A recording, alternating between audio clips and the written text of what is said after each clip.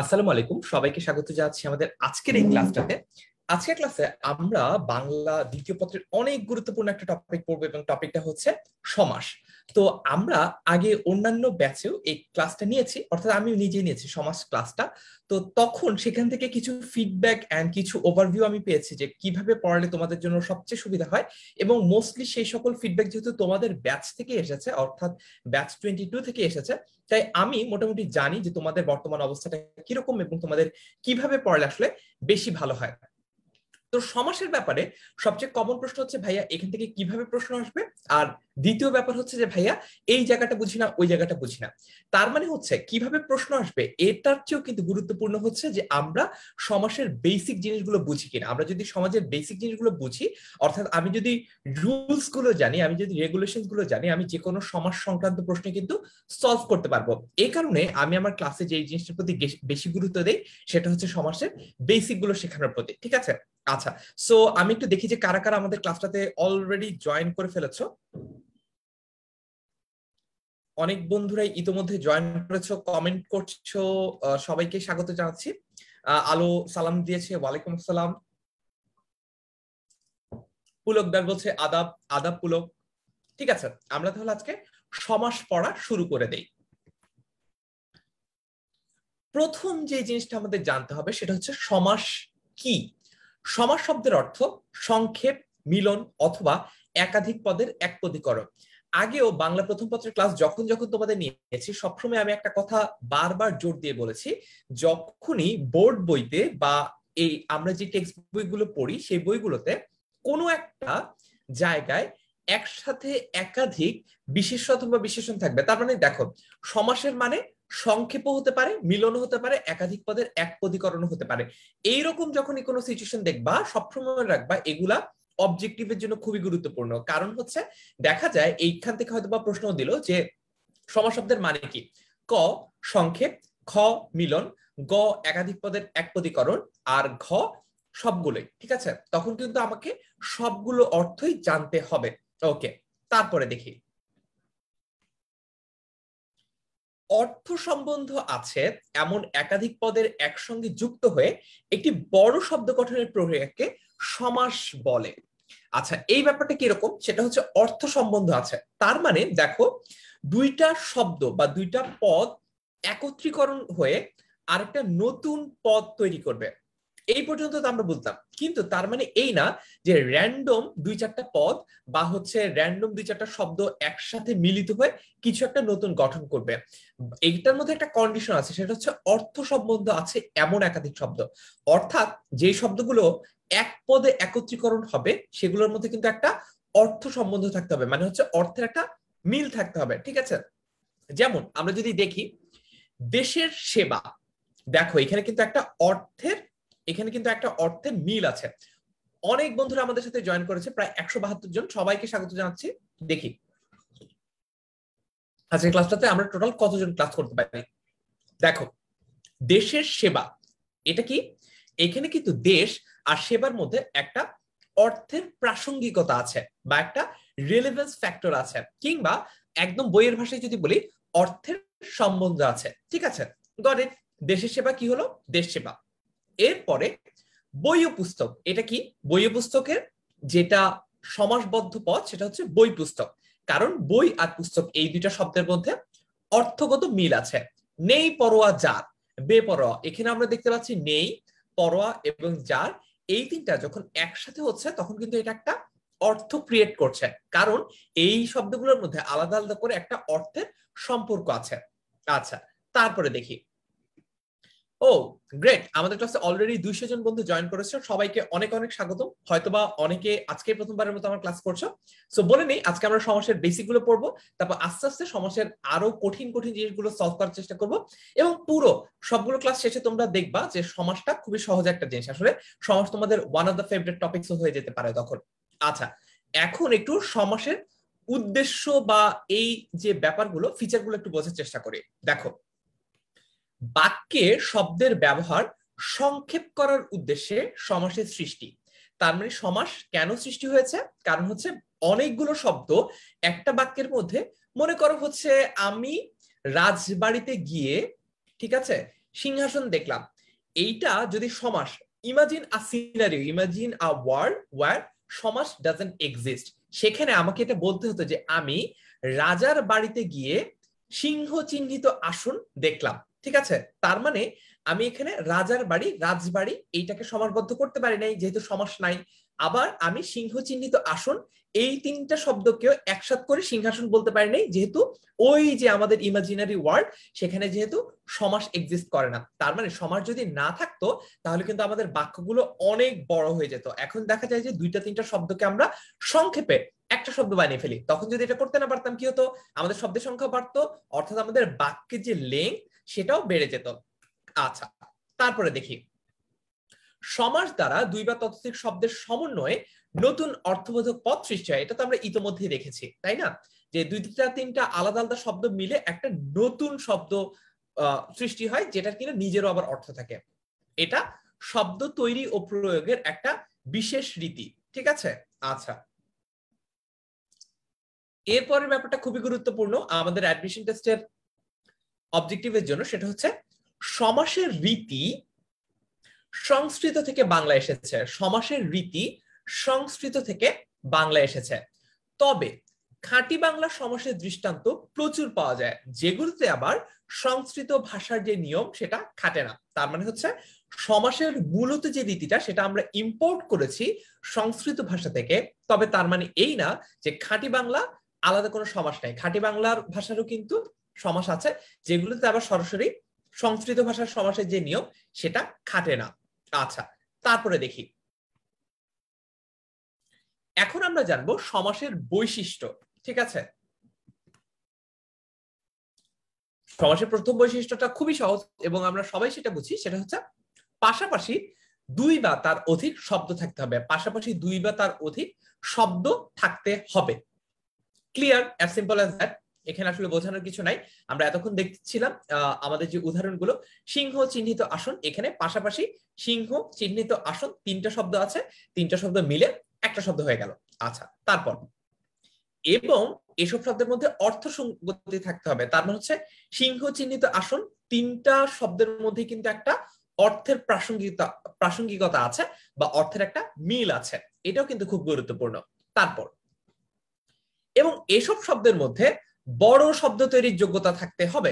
তার মানে হচ্ছে যদি মনে করো আমরা এইরকম তিনটা শব্দ ব্যবহার করি যে ও এবং আর, ঠিক আছে, তিনটা পাশাপাশি শব্দ ও এবং আর, এখন এই তিনটা শব্দের মধ্যে অর্থের প্রাসঙ্গিকতা আছে, আবার আমাদের প্রথম যে বৈশিষ্ট্যটা যে পাশাপাশি দুই বা ততোধিক শব্দ সেটাও আছে, ও এবং আর তিনটা তো আলাদা আলাদা শব্দ, আলাদা আলাদা শব্দ, তাই তো, অব্যয়।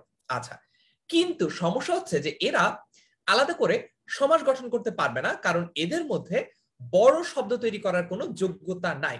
ও এবং আর তিনটা শব্দকে একসাথে করে বড় শব্দ তৈরি করা যাচ্ছে না। তারপরে দেখি নতুন শব্দ গঠন করার ক্ষমতা থাকতে হবে, খুবই সিম্পল একটা জিনিস। তারপর হচ্ছে একাধিক শব্দকে সংকুচিত করার ক্ষমতা থাকতে হবে, এটাও আমরা বুঝতে পেরেছি। শব্দগুলোর বিভক্তি লোপ পেতে হবে, খুবই গুরুত্বপূর্ণ একটা ইনফরমেশন। তোমরা অবশ্যই অবশ্যই অ্যাডমিশন টেস্টের জন্য এই ইনফরমেশনটা মার্ক করে রাখবা। সেটা হচ্ছে যে সমাসের অন্যতম একটা ফিচার হচ্ছে সমাসে শব্দের বিভক্তি লোপ পায়। আমরা কি জানি বিভক্তি কোনগুলা? মানে মনে করো হচ্ছে যে আমি যদি বলি যে আমাকে বলটি দাও, ঠিক আছে, এখানে এই যে বলের পর টি যোগ করছি, এই টিটা হচ্ছে একটা বিভক্তি। তারপর আমি যদি বলি যে কে রে, ঠিক আছে, দ্বারা দিয়া কর্তৃক, এগুলো হচ্ছে বিভক্তি যেগুলো কিনা শব্দের শেষে বসে শব্দকে, একটা শব্দকে আরেকটা শব্দের সাথে সম্পর্কিত করে। কিরকম? যেমন হচ্ছে মনে করো দুইটা শব্দ রহিম আর চাচা, সম্পর্ক বোঝা যাচ্ছে? যাচ্ছে না। কিন্তু আমরা যদি বলি যে রহিমের চাচা, অর্থাৎ এই যে একটা বিভক্তি এর যদি যোগ করি তাহলে সেটা দুইটা শব্দের মধ্যে একটা সম্পর্ক তৈরি হয়। ঠিক আছে, রহিমের চাচা, ঠিক আছে। এটা যদি না করি, বিভক্তি যদি ঠিকঠাক ব্যবহার না করি, তাহলে কি হবে জানো? তাহলে কিন্তু রহিমের চাচা এটা হয়ে যেতে পারে রহিম চাচা, বুঝছো, রহিম চাচা হয়ে যেতে পারে। কিন্তু এই ব্যাপারটা আমরা একটু খেয়াল রাখবো, অর্থাৎ শব্দের বিভক্তি কি এটা আমাদের বুঝতে হবে। এখন ইম্পর্টেন্ট ব্যাপার হচ্ছে সমাসের ক্ষেত্রে এই বিভক্তিগুলো লোপ পায়। সমাসের ক্ষেত্রে এই বিভক্তিগুলো কিন্তু লোপ পায়। যেমন আমরা আগের স্লাইডে একটা জিনিস দেখেছি, এটা আরেকবার দেখে আসি। সেটা হচ্ছে দেখো দেশের সেবা, এইটা যখন দেশ সেবা হয়ে গেছে তখন কিন্তু এই যে র বিভক্তিটা আছে এটা কিন্তু লোপ পেয়েছে। অর্থাৎ সমাসের অন্যতম একটা ফিচার হচ্ছে সমাসে বিভক্তি লোপ পায়। কিন্তু কিন্তু ব্যতিক্রম আছে। ব্যতিক্রম হচ্ছে যখন আমরা অলুক সমাস পড়বো, অ মানে হচ্ছে না, লুপ মানে হচ্ছে লোপ পাওয়া, তার মানে অলুক সমাস, সেটা দ্বন্দ্ব দ্বিগু হোয়াট এভার ইট ইজ হতে পারে, তখন কিন্তু আমরা দেখবো যে সেখানে বিভক্তিটা লোপ পাচ্ছে না। অর্থাৎ সাধারণত মনে করো 90% কেসেই সমাসের বিভক্তি লোপ পায়, কিন্তু কিছু কিছু জায়গায় যখন সমাসের বিভক্তি লোপ পায় না তখন আমরা সেটাকে সরাসরি ভাবে অলুক সমাস বলতে পারি। ঠিক আছে, আচ্ছা তারপরে দেখি সমাসের প্রয়োজনীয়তা। খুবই শর্টে আমরা দ্রুত পড়ে নেই। সমাসের প্রয়োজনীয়তা পরীক্ষায় প্রশ্ন হিসেবে আসার সম্ভাবনা এটার খুবই কম, তবে তার উপরেও আমরা একটু জেনে বুঝে নেই। কারণ হচ্ছে যে সহজ জিনিস তো অনেক সময় দেখা যায়, যেহেতু তোমরা একটা দীর্ঘ প্যান্ডেমিক সিচুয়েশনের মধ্যে দিয়ে গেছো, হয়তো অনেক সময় শিক্ষকরা ভাবতে পারে যে আচ্ছা ঠিক আছে পরীক্ষার সহজ কিছু একটা দেয়, যাতে এটা হচ্ছে যারা পড়ার এই যে দীর্ঘ প্যান্ডেমিকের সময় যারা পড়ার সুযোগ পায় নাই তারাও যাতে কোনোভাবে উঠতে যেতে পারে, পার হয়ে যেতে পারে। তখন মনে করো একটা সহজ প্রশ্ন দিলে এরকম যে সমস্যার প্রয়োজনীয়তা কি লেখো, ঠিক আছে, আর তুমি সহজ বলে পারবো বলে বাদ দেওয়ার কারণে তুমি হয়তো বা পারলা না। এরকম সিচুয়েশনে যাতে আমাদের পড়তে না হয়, তাই আমরা একটু হালকার উপর ঝাপটা সমাজের প্রয়োজনীয়তা দেখে নেই। ঠিক আছে, কিরকম অনেক প্রয়োজনীয়তা আছে, যেমন সমাসের মাধ্যমে বাংলা ভাষার শব্দ ভান্ডার বৃদ্ধি পেয়েছে। তারপর হচ্ছে সমাসের মাধ্যমে নতুন নতুন শব্দ গঠন করা যায়। সমাস ভাষাকে সহজ সরল সংক্ষিপ্ত প্রাঞ্জল ও শ্রুতিমধুর করে। ঠিক আছে, তার মানে হচ্ছে সমাসের মাধ্যমে কিন্তু আমাদের ভাষাটা অনেক শ্রুতিমধুর এবং খুবই গুরুত্বপূর্ণ হচ্ছে গতিময় করে। সমাস ভাষাকে অনেক গতিময় করে, অনেক দ্রুত আমরা বলতে পারি। যেমন আমি রাজার বাড়ি গিয়ে সিংহ চিহ্নিত আসন দেখলাম, এটা বলতে আমার যে পরিমাণ সময় লাগছে তার চেয়ে আমি কিন্তু অনেক দ্রুত বলতে পারি যে আমি রাজবাড়িতে গিয়ে সিংহাসন দেখেছি। ঠিক আছে, আচ্ছা তারপরে দেখি অল্প কথায় ব্যাপক ভাব প্রকাশ করা যায়, এটা তো আমরা বুঝি। সহজভাবে শব্দ উচ্চারণ করা যায়, এটাও বুঝলাম। বক্তব্যকে সুন্দর শ্রুতিমধুর সংক্ষিপ্ত সহজ সরল অর্থবহ ও তাৎপর্যপূর্ণ করা হয়। বাক্যকে গতিশীল করা যায়, এটা কিন্তু খুবই গুরুত্বপূর্ণ। তার মানে হচ্ছে আমরা দুই ভাবে গতি বাড়াতে পারি। একটা হচ্ছে এই যে মনে করো আমি এখন অনেক দ্রুত কথা বলছি, যে কথাটা তোমরা হয়তো অনেকে দ্রুত না বুঝতেও পারো, আবার অনেকে বুঝতেও পারো, কিন্তু তোমরা একটু পরে আমাকে দ্রুত দ্রুত কমেন্টে লিখে জানাতে পারবে যে ভাইয়া আমি কিছুই বুঝছি না, আপনি এত দ্রুত কথা বলছেন। ঠিক আছে, একটা হচ্ছে এইটা যে ভাষাকে দ্রুতভাবে ব্যবহার করা যেতে পারে। আরেকটা হচ্ছে ভাষা যে বড় বড় শব্দগুলো আছে সেগুলোকে যদি আমি ছোট ভাবে স্কুইজ করে কনসাইজ করে ব্যবহার করি তখন কিন্তু বাক্যগুলো গতিশীল হতে পারে। ঠিক আছে, আচ্ছা আমাকে স্বপনদা জিজ্ঞেস হচ্ছে প্রাঞ্জল মানে কি। মানে মনে করো তোমাকে আমি একদম সিম্পলি বোঝাই, আমি যে এখন অনেকগুলো কথা বলছি, ঠিক আছে, দেখবা এই অনেকগুলো কথার মধ্যে আমি অনেক সময় অনেকগুলো ইংরেজি শব্দ বলছি। এখন প্রশ্ন হচ্ছে যে কেন এটা ইংরেজি শব্দ বলছি বা ইংরেজি শব্দ বলাটা উচিত কিনা।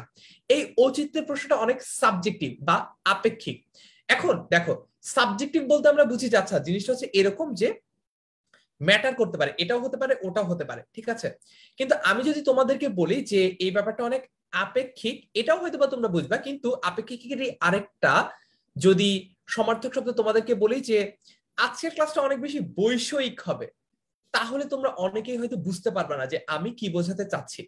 প্রাঞ্জল শব্দের অর্থ হচ্ছে যখন একটা কিছু শুনে আমার আলাদা করে কোনো কিছু ভাবতে হয় না, আচ্ছা এটা বোঝাচ্ছে নাকি ওটা বোঝাচ্ছে, কোনো সেকেন্ড থট দিতে হয় না। আমি দ্রুত যখন একটা জিনিস বুঝতে পারি তখন আমি সেই ভাষাটাকে, সেই শব্দ ব্যবহারটাকে বা সেই বাক্য ব্যবহারটাকে প্রাঞ্জল বলতে পারি। ঠিক আছে, এইটাই। আচ্ছা তারপরে দেখি, ওয়াও আমার ক্লাসে অনেকদিন পর 250 জন তোমরা জয়েন করেছো, এটা কি কারণে? এটা হচ্ছে মাননীয় শিক্ষামন্ত্রী 12 সেপ্টেম্বর স্কুল কলেজ খুলে দিবে বলায় তোমাদের এত এত রিকোয়েস্ট আসছে বা এত তোমাদের পার্টিসিপেশন। শান্তদেব বলছে ভাই একটু আস্তে পড়ান। আস্তে না, তোমার তো পড়া হচ্ছে ধীরে দরকার। আস্তে বললে তো তুমি কথা শুনতেই পাবা না আমি কি বলছি, তাই না? ঠিক আছে, যাই হোক। মোফাজ্জল হোসেন বলছে আমি একটু তোমাদের কমেন্ট পড়ি, ঠিক আছে, তারপরে আবার পড়ায় ফেরত আসছি। আহ রুহুল আমিন বলছে সমাজ শিখতে লাগে 6 মাস। একদমই না, একদমই না, 1 সপ্তাহে সমাজ শেখা সম্ভব। ঠিক আছে, তারপর দেখি আহ একজন প্রশ্ন করেছে বাংলা দ্বিতীয়তে কি সিকিউ হয় না? সিকিউ হয় না, রিটেন প্রশ্ন হয়। অনেকটা আগে যেরকম প্রশ্ন হতো সেরকম আগে অ্যাজ ইন হচ্ছে। আচ্ছা স্বপনদার বলছে ভাইয়া বুঝতে পারলাম না, আমি তোমাকে বোঝাই। প্রাঞ্জল মানে হচ্ছে যখন তুমি কোনো কিছু একটা শুনে সেই জিনিসটা বুঝতে পারছো, তখন সেটাকে প্রাঞ্জল বলে। মানে যেটার জন্য তোমাকে, যে শ্রোতা, তাকে শুনে আলাদা করে চিন্তা ভাবনা করতে হচ্ছে না যে আচ্ছা এইটা মানেটা কি, ঠিক আছে। যেমন আমি তোমাকে আয়রনিক একটা ঘটনা বলি, তোমার জন্য প্রাঞ্জল শব্দটাই প্রাঞ্জল না। প্রাঞ্জল মানে কি জানো? মানে হচ্ছে ইজি টু আন্ডারস্ট্যান্ড। এইবার বুঝছো প্রাঞ্জল শব্দটার মানে হচ্ছে ইজি টু আন্ডারস্ট্যান্ড। এখন দুঃখজনক ব্যাপার হচ্ছে তোমার জন্য প্রাঞ্জল শব্দটাই প্রাঞ্জল না, কারণ এটা তোমার জন্য Swapan Das easy to understand না, ঠিক আছে। আচ্ছা, ওকে, তারপর দেখি। আর তোমাদের জন্য একটা ওভারঅল সেশন করার আমার প্ল্যান আছে, তোমরা এটা আমাকে কমেন্টে লিখে জানাতে পারো যদি তোমরা চাও। তাহলে হচ্ছে এই যে ব্যাক টু দা প্যাভিলিয়ন, এই যে তোমরা আবার স্কুল কলেজে ফেরত আসছো, এই ব্যাপারটাকে কিভাবে কি করবা, স্ট্র্যাটেজি কি হবে, পরীক্ষা নিয়ে কিভাবে কি সাজানো যেতে পারে, রুটিন কিভাবে হবে, পড়বো নাকি পড়বো না, এই ব্যাপারগুলো নিয়ে আমরা আলাদা একটা সেশন করতে পারি। তোমরা একটু যদি কমেন্টে লিখে জানাও যে তোমরা এই ব্যাপারটা চাও কিনা, ঠিক আছে। এমডি ইলিয়াস বলছে বাংলা ব্যাকরণের জন্য কোন বই পড়তে হবে। এটা তোমাদের এই উত্তরটা আমি অনেকবার দিয়েছি, আরো একবার দিই। সেটা হচ্ছে বাংলা দ্বিতীয় পত্রের জন্য তোমার বাংলা দ্বিতীয় পত্রের দুইটা পোর্শন আছে মনে করো। একটা হচ্ছে বাংলা দ্বিতীয় পত্রের বেসিক, তার মানে এগুলো কিন্তু সমাসের বেসিক, তাই না? যে সমাসের যে এক্সাক্ট রুল, এই রুলটা যেই ব্যাকরণ বইয়ে তুমি পড়ো না কেন এটা সেম হবে। তো সবচেয়ে স্ট্যান্ডার্ড হচ্ছে এবং সবচেয়ে টেকেন ফর গ্রান্টেড হচ্ছে বাংলা দ্বিতীয় পত্র ক্লাস 9-10 যে বোর্ড বইটা আছে সেটা। কারণ হচ্ছে সরকার কর্তৃক বা এনসিটিবি কর্তৃক ওইটাই আমাদের দেওয়া শেষ বাংলা দ্বিতীয় পত্র বই, যেটা ওরা আমাদেরকে দেয়। তো ওইটা থেকে আমরা রুলস এন্ড বেসিক গুলো পড়বো। আর তোমরা পরীক্ষার আগে আগে, যে কারণে এখনো তোমাদেরকে ভালো মতো এই জিনিসটা পড়ানো যাচ্ছে না, সেটা হচ্ছে তোমরা পরীক্ষার আগে আগে যখন বিভিন্ন কলেজগুলোতে টেস্ট পরীক্ষা হয়ে যাবে, তখন দেখবা সেই টেস্ট পেপারে যে প্রশ্নগুলো পাবা, সেই প্রশ্নগুলো সলভ করলেই তোমরা মোটামুটি 90 to 95% প্রশ্ন কভার করতে পারবা, ঠিক আছে। আচ্ছা, সো বই যদি কোনটা পড়তে হয়, এই প্রশ্নের উত্তর হচ্ছে ক্লাস 9-10 মুনির চৌধুরীর যে ব্যাকরণ বইটা, বোর্ড বইটা, সেটা। আর এরপরে সলভ করার জন্য বা আরো ভালো করার জন্য কি করতে হয়, তাহলে তোমাদের জন্য উপদেশ হচ্ছে পরীক্ষার আগে আগে যখন টেস্ট পেপার বের হবে সেই টেস্ট পেপার গুলো সলভ করা। এটা শুধু বাংলা দ্বিতীয় পত্রের জন্যই না, এটা সবগুলো সাবজেক্টের জন্য সত্যি, তবে বাংলা দ্বিতীয় পত্রের জন্য এটা অনেক ভাইটাল একটা ম্যাটার, ঠিক আছে। আচ্ছা, তারপর দেখি। ওকে, অনেকেই বলছে যে হ্যাঁ ভাই এরকম একটা সেশন চাই, ঠিক আছে। আমরা তাহলে আলাদা করে গ্রুপে একটা পোল টোল করে ফিক্স করি। আর যদি অন্য কোনো টিচারকেও তোমরা চাও যে আমাদের সাথে এই আলোচনাটা অংশগ্রহণ করুক, তোমরা সেটাও আমাকে জানাতে পারো কমেন্টে, যে আমরা যদি এরকম একটা সেশন করি, সেই সেশনে তোমরা আমার সাথে আর কোন কোন ইনস্ট্রাক্টরকে চাও, ঠিক আছে। আচ্ছা, স্বপনদার বলছে আমার কাছে আছে 9-10 বই, যা 9-10 পড়িনি, এখন তা পড়া লাগবে। এইটা খুবই ইম্পর্টেন্ট। এটা ইভেন আমি যখন এসএসসি ক্লাসও নেই তখন আমি বারবার করে বলি তুমি বাকি যাই কিছু পড়ো না পড়ো, তো ক্লাস 9-10 বাংলা ব্যাকরণ যে বইটা আছে এটা অনেক মনোযোগ দিয়ে পড়বা। কারণ হচ্ছে এটা তোমার ক্লাস 9-10 লাগবে, তোমার 11-12 অর্থাৎ এইচএসসি লেভেলেও লাগবে, ইভেন তোমার অ্যাডমিশনেও লাগবে। এবং সবচেয়ে মজার ব্যাপার হচ্ছে এটা তুমি চাকরির বাজারে যখন চাকরি খুঁজতে যাবা, সেই পরীক্ষাও তোমার রুলস গুলা এগুলা থেকে বাইরে আসে না, ঠিক আছে। এক্সাম্পল বাইরে থেকে আসতে পারে, কিন্তু এক্সাম্পল গুলো বোঝার জন্য আমাদের এক্সাম্পল গুলো বা কেন কোনটা জিনিস কিভাবে হচ্ছে সেটা বোঝার জন্য আমার রুল গুলো বোঝা লাগবে। সেই রুল গুলা এই বইটা সেন্টারডই হয়, ঠিক আছে। আচ্ছা, তারপর দেখি। ওকে, তারপর আমরা একটু আগাই, পড়া একটু আগাই। তোমরা ইন দা মিন টাইম আমাকে কমেন্টে লিখে জানাতে পারো যদি আমরা এরকম একটা strategy making life changing session করতে চাই, সেখানে তোমরা আমার সাথে আর কোন কোন ইনস্ট্রাক্টরকে চাও, আমি যোগাযোগ করে দেখবো নিজে পার্সোনালি যে তারা সময় বের করতে পারবে কিনা। আমরা একটা সুইটেবল টাইম বের করে তোমাদের জন্য একটা সেশন অর্গানাইজ করব। আচ্ছা, তারপরে এরপরে আমরা যেটা জানবো সেটা হচ্ছে সমাসের সাথে অন্য নিয়মের পার্থক্য। সন্ধি আর সমাসের মধ্যে পার্থক্য কি? দেখো, সন্ধি আর সমাসের মধ্যে পার্থক্য হচ্ছে সন্ধির ক্ষেত্রে বর্ণের সাথে বর্ণের মিলন হয়, আর সমাসের ক্ষেত্রে শব্দের সাথে শব্দের মিলন হয়। খুবই সিম্পল, এটাতে না বোঝার কিচ্ছু নাই। তারপরে এইটা একটু মনে রাখতে হবে, এটা আমরা অনেক সময় কনফিউজ হয়ে যাই। আমি এতদিন ধরে এটা পড়ছি ও পড়াচ্ছি, আমিও কনফিউজড হয়ে যাই যে সন্ধি ধ্বনিতত্ত্বে আর সমাস রূপতত্ত্বে কেন। তোমরা কি আমাকে বলতে পারবা যে এই রূপতত্ত্বের আরেকটা নাম কি? এটা আমাকে একটু কমেন্টে লিখে জানাও তো দেখি আজকের ইন্টারেকশন। আমাকে একটু কমেন্টে লিখে জানাও যে রূপতত্ত্বের আরেকটা সমার্থক শব্দ কি, মানে রূপতত্ত্ব বলতে কি বুঝি।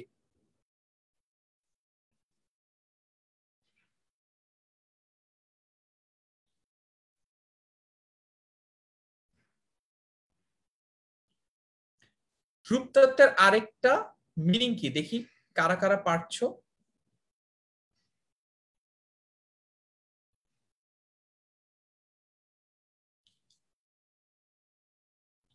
লাইভটা কি আটকে গেছে? আমি একটু দেখি তো লাইভের কি অবস্থা। লাইভের অবস্থা ব্যবস্থা বোঝার চেষ্টা করছি। আমি কেন যেন তোমাদের কমেন্ট টমেন্ট কিছু দেখতে পারছি না। আমি একটু দেখি যে লাইভ হ্যাঁ, ঠিকঠাক লাইভ মতো ঠিক আছে। আচ্ছা দেখি। কমেন্টও আসতেছে ভাইয়া।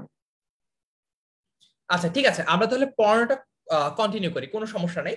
সো সন্ধি ব্যাকরণের ধ্বনিতত্ত্বে অবস্থিত আর সমাস হচ্ছে ব্যাকরণের রূপতত্ত্বে অবস্থিত। এটা নিয়ে আমি ছোটবেলা থেকে অনেক কনফিউজ থাকতাম, তারপর আমি চিন্তা করেছি হচ্ছে শব্দ আর রূপতত্ত্ব, শব্দতত্ত্ব আর রূপতত্ত্বকে আমি এখন একসাথে মিলিয়ে বলার চেষ্টা করি। সো আমি মনে করি যে রূপতত্ত্ব হচ্ছে শব্দতত্ত্বের একটা সমর্থক শব্দ। সো আমরা যেটা মনে রাখবো যে সন্ধি কেন ধ্বনিতত্ত্বে ব্যবহৃত অবস্থিত, কারণ হচ্ছে সন্ধিতে কিন্তু ধ্বনির সাথে ধ্বনির মিলন হয়, তাই না? যেমন মনে করো যে আমরা এটা পড়েছি না যে অ যোগ অ ইকুয়ালস টু কি হয়, ইকুয়ালস টু আ হয়। একটা এক্সাম্পল দিয়ে বুঝাই, যদি মনে করো বিদ্যা যোগ আলয়, ঠিক আছে, বিদ্যার আ আর আলয়ের আ দুইটা মিলে কি হয়, বিদ্যালয়। অর্থাৎ আ যোগ আ দুইটা মিলে হয় কি, আরেকটা আ। তখন এখানে মিলনটা কিন্তু হয় ধ্বনির সাথে ধ্বনির। এই কারণেই সন্ধিটা ব্যাকরণের ধ্বনিতত্ত্বে অবস্থিত। আর সমাসের ক্ষেত্রে ব্যাপারটা তো কি, এটা আমরা জানি, সেটা হচ্ছে যে সমাসের ক্ষেত্রে এই যে মিলনটা সেটা হয় শব্দের সাথে শব্দের, এই কারণে এটা ব্যাকরণের শব্দতত্ত্ব বা রূপতত্ত্বে অবস্থিত বলে আমরা বলতে পারি। ঠিক আছে, আচ্ছা তারপরে দেখি সন্ধি তিন প্রকার। এগুলো হচ্ছে স্বরসন্ধি, ব্যঞ্জন সন্ধি, আরেকটা কি স্বরসন্ধি, ব্যঞ্জন সন্ধি, আরেকটা হচ্ছে বিসর্গ সন্ধি। ঠিক আছে, আচ্ছা অন দ্য আদার হ্যান্ড, আচ্ছা অন দ্য আদার হ্যান্ড সমাস হচ্ছে 6 প্রকার। দেখছো সন্ধির বাপ হচ্ছে সমাস, সন্ধিরা সন্ধিরা হচ্ছে 3 ভাই আর সমাসটা হচ্ছে 6 ভাই, বুঝছো? সমাস 6 প্রকার: দ্বন্দ্ব সমাস, দ্বিগু সমাস, কর্মধারয় সমাস, তৎপুরুষ সমাস, অব্যয়ীভাব সমাস ও বহুব্রীহি সমাস। সো আমার এই টোটাল সমাসের যে সিরিজটা, এই ক্লাসটা নেওয়ার পরে আমি এখনই বলতে পারছি না তোমাদের টোটাল কয়টা ক্লাস এটা শেষ হবে, বাট আই হোপ বা এই সপ্তাহের মধ্যে শেষ করার একটা ট্রাই করবো। ঠিক আছে, সো আমরা দেখবো যে সমাসের আলাদা আলাদা প্রকারভেদ গুলো কিরকম। আচ্ছা তারপরে সন্ধিতে বর্ণে বর্ণে মিলন ঘটে, আর সন্ধিতে শব্দের মিলন বর্ণ উচ্চারণ ভিত্তিক। আর সমাসের ক্ষেত্রে তো এইখানে আমরা অলরেডি বলেছি এটা পদে পদে বা একটা শব্দের সাথে শব্দের মিলন ঘটে। তারপরে আব্দুল্লাহ মোহাম্মদ সচিব বলেছে বয়সন্ধি কই? বয়সন্ধি তো সন্ধির কোন প্রকারভেদের মধ্যে পড়ে না। তুমি বলো তো যে বয়সন্ধি এটা এটা হচ্ছে সন্ধির কোন প্রকারের মধ্যে পড়ে, তুমি বলো সচিব। আচ্ছা তারপর এরপরে সমাসের সাথে অন্য নিয়মের পার্থক্য আমরা একটু দেখি। সন্ধি অল্প সংখ্যক নতুন শব্দ তৈরি করতে পারে আর সমাস অনেক নতুন শব্দ তৈরি করতে পারে। এটাই কিন্তু তোমাদেরকে তখন বলেছিলাম যে সন্ধির সম্পর্কে সম্পর্কে সমাস হচ্ছে সন্ধির বাবা হয়। ঠিক আছে, এই জন্য সমাসের কিন্তু প্রভাব প্রতিপত্তিও বেশি, সমাস অনেক নতুন শব্দ তৈরি করতে পারে। আচ্ছা সন্ধির ফলে শব্দের অর্থের পরিবর্তন ঘটে না, এটা খুবই গুরুত্বপূর্ণ আমাদের অ্যাডমিশন টেস্টের জন্য। সন্ধির ফলে শব্দের অর্থের পরিবর্তন ঘটে না, কিন্তু সমাসের ফলে শব্দের অর্থের পরিবর্তন ঘটে। ঠিক আছে, তারপরে সন্ধি শব্দকে গতিশীল করে আর সমাস বাক্যকে গতিশীল করে, তবে দুইজনেই একই কাজ করে, সেটা হচ্ছে ভাষাকে গতিশীল করে। ঠিক আছে, সন্ধি দুইটা অংশকে, শব্দের দুইটা অংশকে একটা অংশ করলো মনে করো, আর সমাস হচ্ছে অনেকগুলো শব্দকে একসাথে করলো, দুইটাই কিন্তু ভাষাটাকে আরো স্কুইজ করলো, আরো কনসাইজ করলো, সংক্ষিপ্ত করলো এবং একপদীকরণ করলো, যেটা কারণে ওভারঅল ভাষাটা আরো গতিশীল হয়। তো এখানে সন্ধির একটা এক্সাম্পল দেওয়া আছে, এরপর এখানে সমাসের একটা এক্সাম্পল দেওয়া আছে, দুটোই অলরেডি আমরা জানি। সো আমরা মুভিং ফরওয়ার্ড। সন্ধি উচ্চারণকে পরিষ্কার করে আর সমাস বক্তব্যকে সুন্দর, শ্রুতিমধুর ও সংক্ষিপ্ত করে। আচ্ছা তারপর হচ্ছে সন্ধিতে বিভক্তি লোপ পায় না, আর সমাসে অলুক বাদে, আগেই কিন্তু আমরা বলেছি যে সমাসের অন্যতম একটা ফিচার হচ্ছে যে সমাসে বিভক্তিটা লোপ পায়, তবে একটা ব্যতিক্রম আছে, সেটা হচ্ছে যখন অলুক সমাস হয় তখন দেখা যায় যে সেখানে বিভক্তিটা লোপ পায় নাই। ঠিক আছে, তারপরে দেখি সমাসের 5টা অংশ। সমাসের কয়টা অংশ? 5টা অংশ। দেখি তো, পূর্বপদ, পরপদ বা উত্তর পদ, সমস্ত পদ, সমস্যমান পদ, ব্যাস বাক্য বা বিগ্রহ বাক্য। এখন আরেকবার দেখি, ঠিক আছে, তারপর আমরা একটু ডিটারমাইন করার চেষ্টা করবো। এবং তোমাদের সমাজ নিয়ে সবচেয়ে বেশি যে ভুল ধারণা সেটা হচ্ছে পূর্বপদ কোনটা পরপদ কোনটা। আজকে আমরা এই এই যে প্রবলেমটা এটা সলভ করব, এবং এই প্রবলেমটা সলভ করার মাধ্যমে তোমাদের সমাজের মোটামুটি 30% প্রবলেমই সলভ হয়ে যাবে। কারণ আমরা বেশিরভাগ সময় এইটা কোন সমাস সেটা নির্ণয় করতে না পারার কারণ হচ্ছে আমরা আসলে সমাসের পূর্বপদ এবং পরপদ সম্পর্কে ভুল ধারণা রাখি। আমরা সমাসের পূর্বপদ কোনটা পরপদ কোনটা এটা সম্পর্কে আমাদের হালকা একটা মিসকনসেপশন আছে, যে হালকা মিসকনসেপশনটা আমাদেরকে সমাস ডিটারমাইন করতে অনেক বড় সমস্যা তৈরি করে। আচ্ছা, তারপরে দেখি এরপরে। এখন আমরা দেখতে পাচ্ছি এখানে একটা আমাদের জানাশোনা পারা এক্সাম্পল, সেটা হচ্ছে সিংহ চিহ্নিত আসন। এখন তোমাদের জন্য প্রশ্ন হচ্ছে আমাকে এখন বলো তো এই যে সিংহ চিহ্নিত আসন, এইখানে পূর্বপদ কোনটা আর পরপদ কোনটা? আমাকে বলো, সিংহ চিহ্নিত আসন সিংহাসন, এখানে পূর্বপদ কোনটা পরপদ কোনটা? নুসরাত জাহান হিয়া বলছে, আচ্ছা ভাইয়া কি 9-10 এর বই থেকে পড়াচ্ছেন? হ্যাঁ, আমি এটা অনেকবার বলেছি যে আমাদের যে বেসিক গুলো সেগুলো আমাদের ক্লাস 9-10 এর বই থেকে পড়তে হবে। আর যখন তোমাদের এইচএসসি এর আগে আগে টেস্ট পেপার গুলো বের হবে তখন আমাদের টেস্ট পেপার গুলো সলভ করতে হবে, যাতে আমরা এক্সাম্পল গুলো বুঝতে পারি। ঠিক আছে, মানে এক্সাম্পল যখন বইয়ের বাইরে থেকে যে এক্সাম্পল গুলো আসবে সেগুলো আমরা বুঝতে পারি। বাট মোটামুটি half of the examples are from এই ক্লাস 9-10 এর বই। আচ্ছা দেখি, আনাস বলছে সিংহ পূর্বপদ। ওকে, এটা আমি বুঝলাম। রেজাউল খান বলছে সংঘ পূর্বপদ। না তো, সংঘ তো এখানে নাই। আচ্ছা, ওকে, গট ইট। ঠিক আছে, আনাস আবার বলছে সিংহাসন পরপদ। দুইটাই পরপদ কিভাবে হলো? আচ্ছা, এখন আমি বুঝলাম। নিমু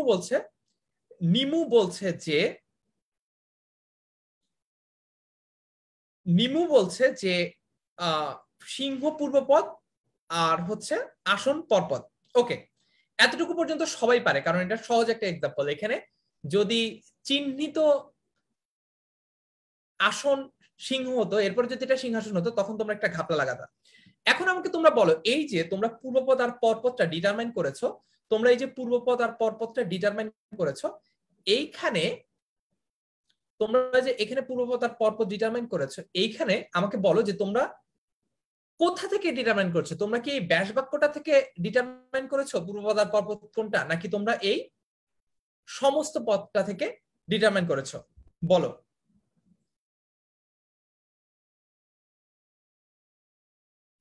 ব্যাস বাক্য থেকে নিব নাকি সমাসবদ্ধ পদটা থেকে নিব, এটা বলো।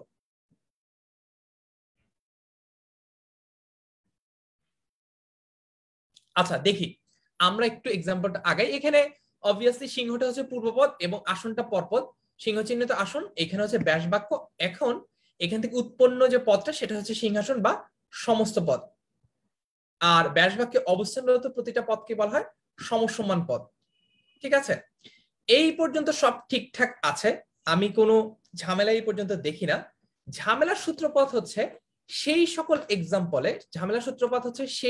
এক্সাম্পলে যে এক্সাম্পল গুলোতে পূর্বপদ আর পরপদের সিরিয়ালটা ব্যাস বাক্যের মতো হয় না। এইটা কিরকম আবার দেখি তো। আমি তোমাদের জন্য বই থেকে একটা এক্সাম্পল বের করি, ঠিক আছে, যাতে তোমাদের বুঝতে সুবিধা হয়। দাঁড়াও, আমাকে একটু সময় দিলে আমি বই থেকে বের করছি। আসলে এটা তোমাদেরই বের করা উচিত, কিন্তু আমি বের করে দিচ্ছি তোমাদের সুবিধার্থে, যাতে তোমরা সবাই একটা কমন এক্সাম্পলে স্টিক থাকতে পারো। না হলে যদি তোমাদেরকে বের করতে দেই, তোমরা এক একজন এক একটা এক্সাম্পল দিবা, পরে একজনের এক্সাম্পল নিলে বাকিরা মন খারাপ করবা। ঠিক আছে, আচ্ছা দেখি সিরিয়াল একটু ওলট পালট এরকম কি আছে। পেয়ে গেছি। ঠিক আছে, এখন দেখো তোমাদের জন্য let's make your life a bit complicated, but এই কমপ্লিকেশন পরবর্তীতে তোমাদের লাইফ অনেক ইজি করবে। আমরা দেখো এইটা আরেকটা ভার্সন বানাই। হ্যাঁ, ঠিক আছে। এখন তোমরা আমাকে কমেন্টে বলো তো, তোমরা আমাকে কমেন্টে ওকে তোমরা আমাকে কমেন্টে বলো, এই যে এইটা আমি যদি মনে করো একটা এরকম এক্সাম্পল লিখি যে হাঁসের রাজা, ঠিক আছে,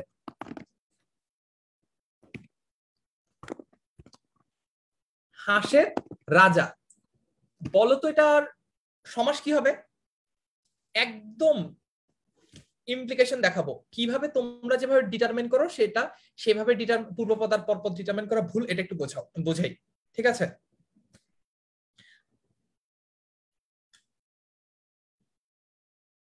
আচ্ছা, ওবায়দুল হক বলছে পরীক্ষা নিতে, হ্যাঁ পরীক্ষার আলাদা ব্যবস্থা থাকবে, একদম তোমাদের জন্য আলাদা করে মডেল টেস্ট নেওয়ার ব্যাপারে আমরা কথা বলছি অলরেডি। আয়মান ভাইয়ের সাথে কথা হয়েছে, অপরের সাথে কথা হয়েছে, আমরা ওভারঅল একটা মডেল টেস্টের ব্যাপারে যাব, এটা নিয়ে তোমাদের দুশ্চিন্তার কিছুই নাই। আর তোমাদের যখন এই যে এই প্রবলেমগুলো কিন্তু সরাসরি আমার ক্লাস রিলেভেন্ট সমস্যা না, এই প্রবলেমগুলো নিয়ে আমরা যে সেশনটা অর্গানাইজ করবো সেখানে কথা বলবো। আজকের ক্লাসে আমরা শুধুমাত্র দুনিয়ার সকল সমস্যা বাদ দিয়ে আজকের ক্লাসে আমরা শুধুমাত্র চেষ্টা করব সমাস সমাধান করতে, ঠিক আছে। আচ্ছা, হাঁসের রাজা সবাই পেরেছ, রাজ হাঁস, ওকে, চমৎকার, সবাই পেরেছ, সবাইকে অনেক ধন্যবাদ। এইবার দেখি কার বিদ্যা বুদ্ধির দৌড় কোন পর্যন্ত। এখন আমাকে তোমরা বলো এইখানে কোনটা পূর্বপদ, এইখানে কোনটা পরপদ, এইটা মিলবে, এটা এটা তো সবাই পারবো। হাঁসের রাজা, এইটা হচ্ছে ব্যাস বাক্য। কমেন্টে লিখে জানাও কোনটা পূর্বপদ কোনটা পরপদ।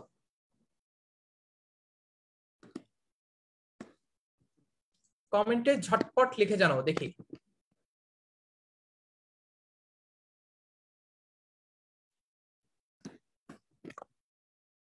দেখি, আচ্ছা, চাঁদনি বলছে রাজহাঁস, না।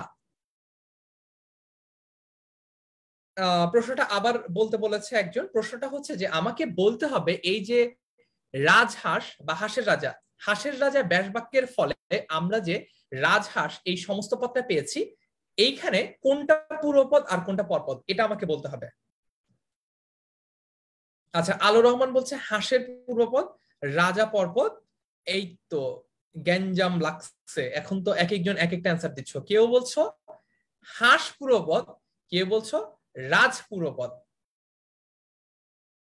আচ্ছা, আমরা শুধু পূর্বপদে আসি, তোমরা কমেন্টে লিখে জানাও যে এইখানে পূর্বপদ কোনটা, কমেন্টে লিখে জানাও পূর্বপদ কোনটা, পরপদে পড়া যায়, পূর্বপদ বুঝলে পরপদ এমনি বুঝবে, এটা কোনো ব্যাপারই না।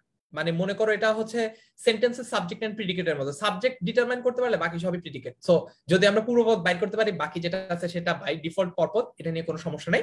আমাকে এখন কমেন্টে লিখে জানাও যে পূর্বপদ কোনটা।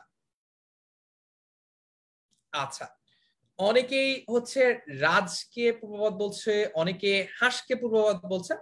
এখন তোমাদের জন্য যে লাইফ চেঞ্জিং প্রবলেম সলভিংটা আমি দিব সেটা হচ্ছে যে আমরা ছোটবেলা থেকে, ইভেন আমি নিজেও ক্লাস 9-10-এ পড়ার আগ পর্যন্ত আমি এটা ভুল জানতাম বা ভুলভাবে ডিটারমাইন করার চেষ্টা করতাম। আমি ছোটবেলায় আইডিয়া স্কুল এন্ড কলেজে পড়তাম এবং সেখানে আমি বাংলা পড়তাম হচ্ছে সাখাওয়াত হোসেন সোহেল স্যারের কাছে। মানে অসম্ভব ভালো একজন শিক্ষক এবং ভালো একজন মানুষ, তার কাছে আমি এটা প্রথম শিখেছি। সো তার নাম মেনশন না করলে আসলে এই ব্যাপারটা একটা অকৃতজ্ঞতার মতো হয়ে যাবে, সো স্যারকেই কোট করি। এখন দেখো এইখানে ঘটনা হচ্ছে যে অন্য সময় যেমন সিংহাসনের মতো একটা একটা যদি আমি সমাস করি, যেখানে সিংহ চিহ্নিত আসন, এখানে সিংহটা এইখানেও আগে আছে, এইখানেও আগে আছে, সো এটা বাই ডিফল্ট পূর্বপদ। আসনটা এখানেও পড়ে আছে, এখানেও পড়ে আছে, বাই ডিফল্ট পরপদ, কোনো ঝামেলা নাই। ঝামেলা হচ্ছে যখন এইরকম জায়গাগুলোতে আসে, যখন এইরকম জায়গাগুলোতে আমরা এসে দাঁড়াই যেখানে কিনা ব্যাস বাক্যের সিরিয়াল আর সমস্ত পদের সিরিয়াল মেলে না, তখন আমরা বুঝতে পারি না যে actually what we need to do now. এখন আমরা কি করব? সবসময় মনে রাখবা, সবসময় মনে রাখবা, আমি এখানে লিখে দেই তোমাদের জন্য আলাদা করে, ঠিক আছে, আমি তোমাদের জন্য এখানে আলাদা করে একটু লিখে দেই, না হলে তোমরা আবার এটা হারিয়ে ফেলতে পারো বা পরে ভুলে যেতে পারো। অনেকেই বলছে যে ভাইয়া পড়ার সময় বুঝি মনে থাকে কিন্তু পরে ভুলে যাই। এখন হোয়াট টু ডু আমরা এখানে একটা নোটের মতো তোমাদের বানিয়ে দিই, ঠিক আছে, এই যে এইখানে, সেটা হচ্ছে যে পূর্ব কোন পদ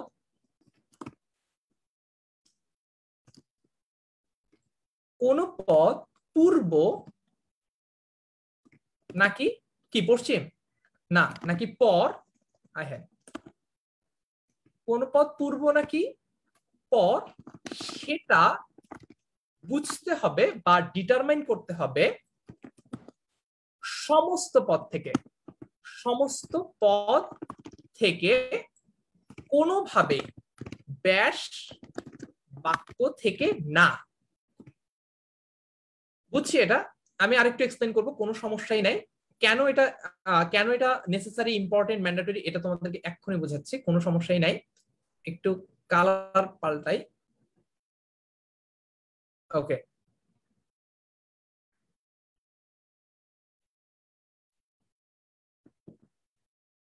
কালারটা ভালো হয় নাই, এখন ভালো কালার দিই। আচ্ছা, কোন পদ পূর্ব নাকি পশ্চিম, কিরকম কিরকম কি, এইটা আমার বুঝতে হবে সব সময় সমস্ত পদ থেকে। ঠিক আছে, কেন সমস্ত পদ থেকে এটা আমাদের বুঝতে হবে? সিনথিয়া বলছে লেকচার শিটটা একসাথে করে দেন। হ্যাঁ, সবগুলো একসাথে দিব।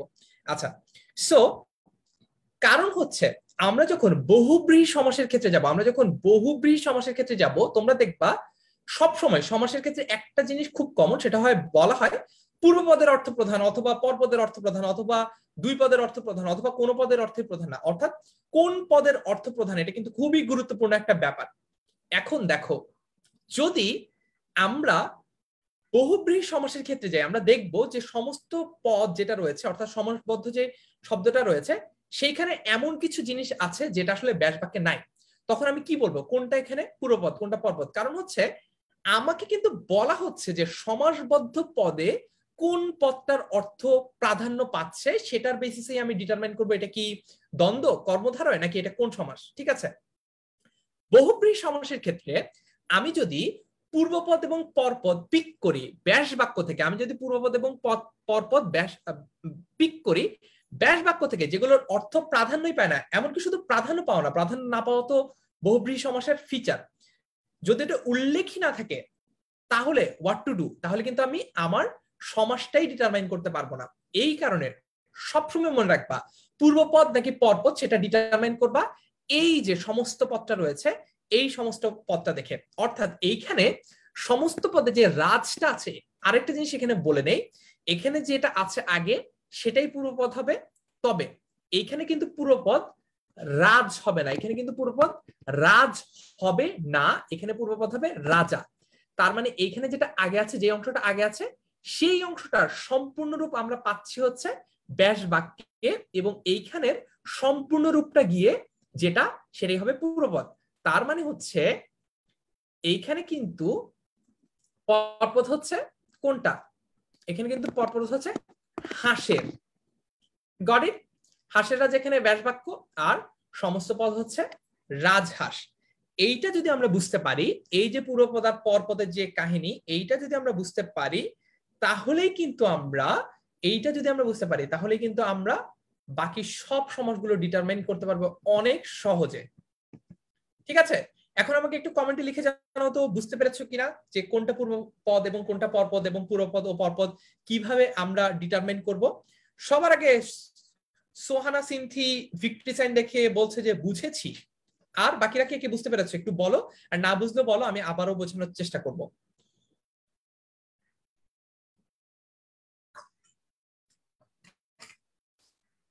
আচ্ছা, অপি বলছে বুঝতে পারছি, ক্লিয়ার। মুন্না বলছে, ইমাম হোসেন জি আলহামদুলিল্লাহ বলছে ক্লিয়ার। রিমা আক্তার বলছে, তানহা মৃধা ক্লিয়ার বলছে, এমডি হারুনার রশিদ ক্লিয়ার ভাইয়া বলছে, রায়হান বলছে জি ভাইয়া বুঝেছি। ওকে, সো বেশিরভাগ বন্ধুরা আমাদেরকে বলছে বুঝেছি। এটা আমার জন্য অনেক বড় একটা অ্যাচিভমেন্ট যে তোমাদেরকে এত কমপ্লিকেটেড একটা জিনিস, যেটা হয়তোবা অনেকেই একদম ছোটবেলা থেকে ক্লাস 6 থেকে যখন সমাজ পড়ো তখন থেকেই অনেকে এটা হয়তোবা ভুল জানতা, এই কারণে অনেক সময় সমাজ ডিটারমাইন করতে প্যারা খাওয়া লাগতো। আই গেস আজকে ক্লাসের পর আর কারো কোনো সমস্যা হবে না। আচ্ছা, এই যে যেমন আমরা পেয়ে গেছি, রায়হানকে বলছে যে এতদিন ব্যাস বাক্য দেখে সিলেক্ট করতাম, এই জন্যই তো সবার অঙ্ক মিলতো, রায়হানের অঙ্ক মিলতো না। Okay, so let's moving forward. Raihan Ahmed বলছে ভেজাল লাগাই দিলেন একটু। না না, ভেজাল লাগাইলাম কই, আমি তো সহজ করে দিলাম। আচ্ছা, দেখি একটু আগাই। সো এরপরে আমরা দেখতে পাচ্ছি যে অর্থ সম্বন্ধ আছে এমন একাধিক শব্দের একসঙ্গে যুক্ত হয়ে একটি বড় শব্দ গঠনের প্রক্রিয়াকে সমাস বলে। এটা তো আমরা পড়েছি আগে। সমাস 6 প্রকার, এগুলো আমরা জানি। দ্বন্দ্ব, কর্মধারয়, তৎপুরুষ, বহুব্রীহি, দ্বিগু ও অব্যয়ভাব। তবে এইখানে কিছু ঘটনা আছে যে সমাস মূলত 6 প্রকার এবং প্রধানত মূলত 4 প্রকার এবং প্রধানত 6 প্রকার। ঠিক আছে, এটা একটু মনে রাখতে হবে, দুঃখজনক ব্যাপার কিন্তু এটা একটু মনে রাখতে হবে, বইতে এভাবেই আছে। সো আমরা এই জিনিসটা একটু ফলো করার চেষ্টা করবো। ঠিক আছে, আচ্ছা তারপরে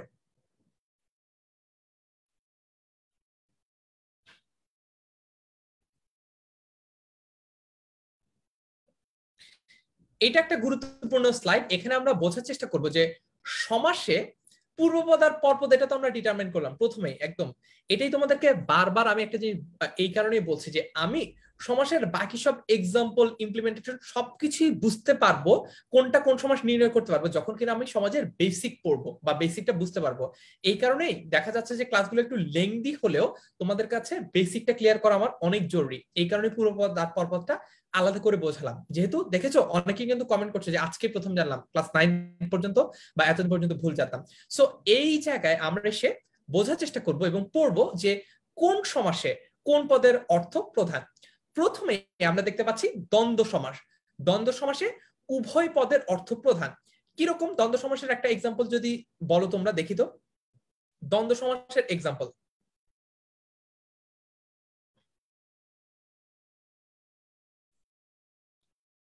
আচ্ছা, জায়েদ বলছে যে আবিরকে খোঁচা দিয়েছে একটা অনলাইন ক্লাসে, ও তোমাকে পেন্সিল না কলম কি দিয়ে খোঁচা দিয়েছে? আচ্ছা, সো আমাকে এখন তোমরা বলো এই যে দ্বন্দ্ব সমাসটা, দ্বন্দ্ব সমাসে কিন্তু উভয় পদের অর্থ প্রধান। এইটা খুবই সহজ বোঝা। কারণ হচ্ছে যখন তুমি দেখবা যে দ্বন্দ্ব সমাসে, যখন তুমি দেখবা যে দ্বন্দ্ব সমাসের এক্সাম্পল গুলা, একটা এক্সাম্পল যেমন হচ্ছে আতিকুর রহমান অলরেডি দিয়েছে, মা বাবা। যখন একটা দ্বন্দ্ব সমাসের ব্যাস বাক্য আমরা দেখি, মনে করো মা ও বাবা, ঠিক আছে, এটা যখন সমাসবদ্ধ হয় তখন এটা হয়ে যায় মা বাবা। এইখানে কোন পদেরই কিন্তু অর্থের প্রাধান্য বেশি বা কম না, দুইটা পদেরই কিন্তু অর্থের প্রাধান্য সমান। এই কারণে আমরা বলতে পারছি যে দ্বন্দ্ব সমাসের অর্থের প্রাধান্য দুইটাখানি উভয় সমান। আচ্ছা, তারপরে কর্মধারয় সমাস। কর্মধারয় সমাসে কোন পদের অর্থের প্রাধান্য বেশি? কর্মধারয় সমাসে, কর্মধারয় সমাসে পর পদের অর্থের প্রাধান্যটা বেশি। ঠিক আছে, একটা এক্সাম্পল দাও দেখি, কর্মধারয় সমাসের একটা এক্সাম্পল দাও।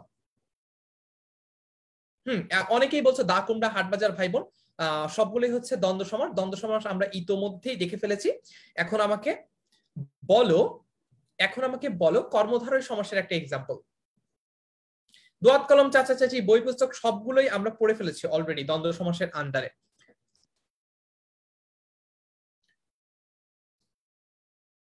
আচ্ছা, কর্মধারয় সমাস আমি দেখি তোমাদের বইতে কি এক্সাম্পল আছে।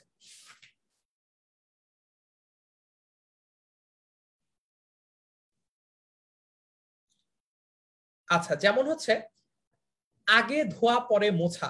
ঠিক আছে, আগে ধোয়া পরে মোছা, ধোয়া মোছা। এইখানে হ্যাঁ অনেকেই অলরেডি লিখছো যে ধোয়া মোছা নীলপদ্ম, যিনি জজ তিনি সাহেব। ঠিক আছে, সবগুলো জায়গায় আমরা দেখতে পাচ্ছি যে যে পরপদটা রয়েছে সে পরপদটা অর্থটা প্রধান। ঠিক আছে, এইভাবে আমরা এটা ডিটারমাইন করার চেষ্টা করব।